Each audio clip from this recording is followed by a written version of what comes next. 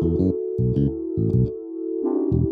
the last video I made this chessboard and I sized the squares of the chessboard to be 40mm wide because the chess pieces that I had been given measured 30mm wide. However, I later noticed a problem. The pawn chess pieces that I hadn't measured are actually 40mm wide. So as you can see, they are much too big for the board. So I decided to make my own chess pieces and a box to put them in. To make the chess pieces, I'd use this offcut of sapele for the black pieces and some beech for the white pieces. So I started by ripping the beech to the same size as the sapele, which was 27mm square. This beech came from an old table frame which I found by some bins. I started cutting the pieces to length at the miter saw. I started with the longest pieces, which would be the king and the queen, and gradually made the pieces shorter and shorter until I got to the pawns, which would be the smallest pieces. I used a stop block to ensure that all of the pieces of the same type would be the same height.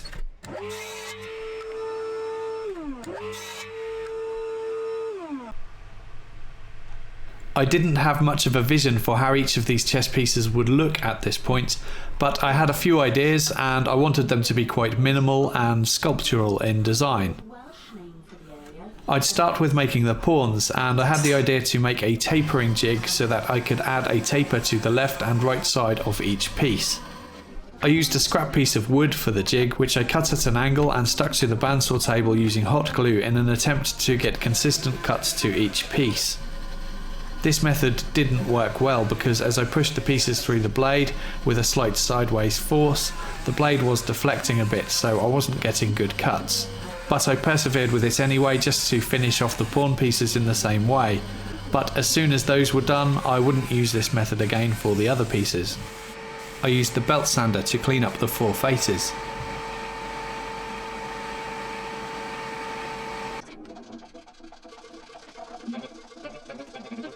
Once all the tapers were cut, I used a large washer to mark up a rounded edge at the top of each piece.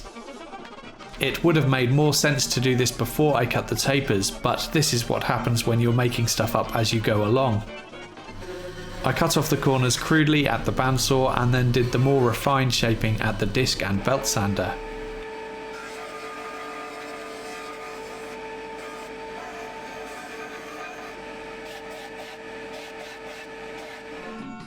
At this point I put them on the board just to see what they look like, and I decided that they would look better with a taper on the back too, so that they would appear to be leaning forward slightly.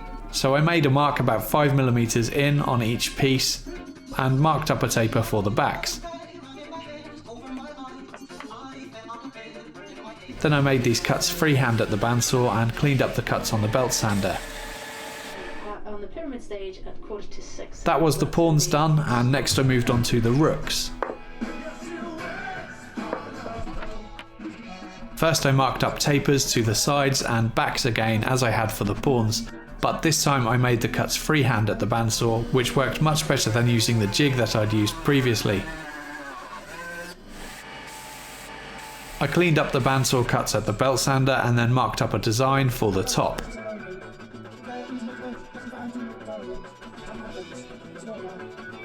The shaded areas would be the waste material.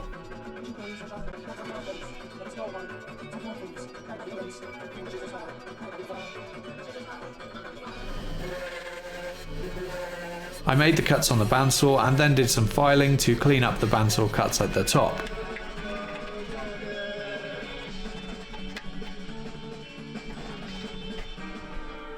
Next I could make the knights, and I knew that these pieces would be the biggest challenge compared to the others. I decided to make a cardboard template for these pieces, so started by marking up a taper and then sketching the outline of a horse shape. I am not good at drawing, but I did the best I could.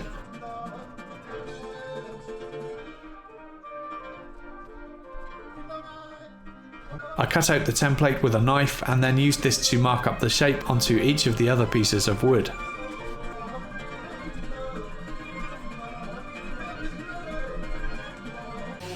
I then cut out the profile on the bandsaw.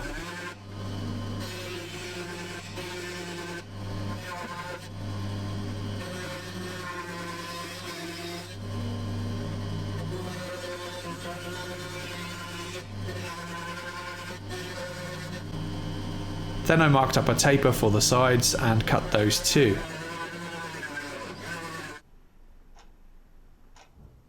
Then I cleaned up all of the tapered cuts at the belt sander. Next I marked up the shape of the ears and cut those out on the bandsaw too.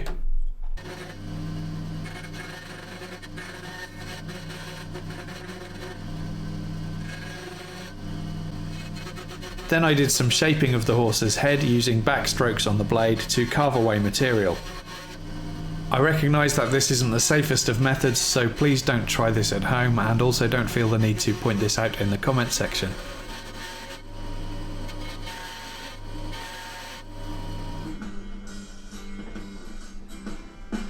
Next, with my electric file held securely in the vise, I did some more shaping.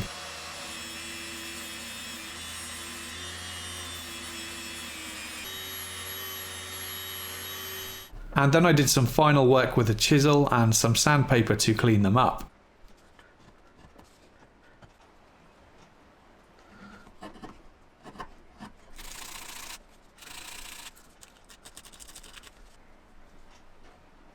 And they ended up looking a bit like a moomin. Next I made the bishops. I cut a taper at the back in the same way as I had for the other pieces.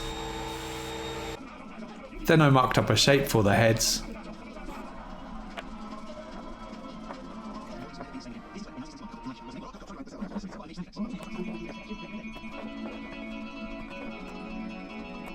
I made the cuts on the bandsaw again.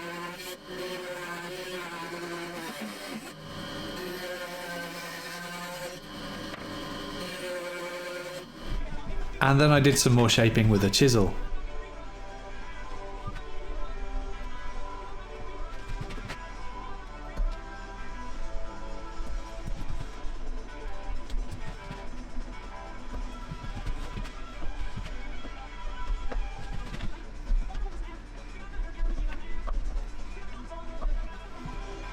And at this point I wasn't keen on how they looked, so I decided to add a bevel to the top of the pieces too, which I did on the disc sander. And after some more cleaning up with the chisel, I was happy with them.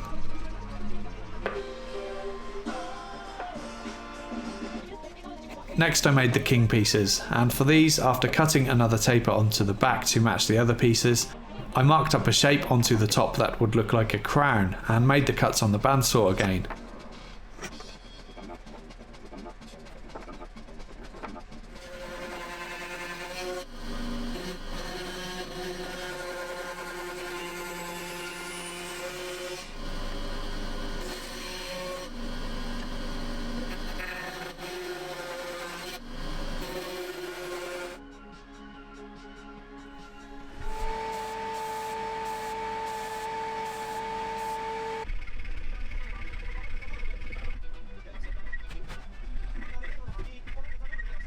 And finally the queen. Once again I cut a taper on the back, and for these pieces I marked up a point for the top of the piece, which was again cut at the bandsaw.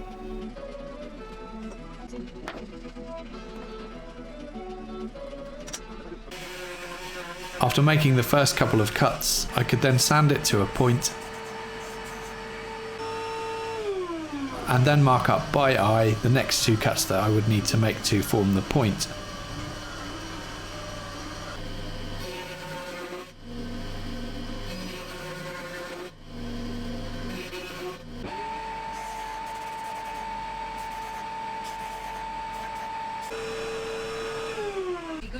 I did some final sanding by hand to the chess pieces just to break over any sharp edges so that they'd feel nice in the hand.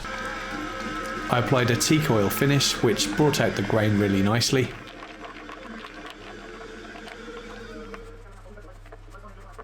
And the most observant of you may spot that the chess pieces now have a groove cut in the back of them. I'll explain the reason behind that later in the project in part 3.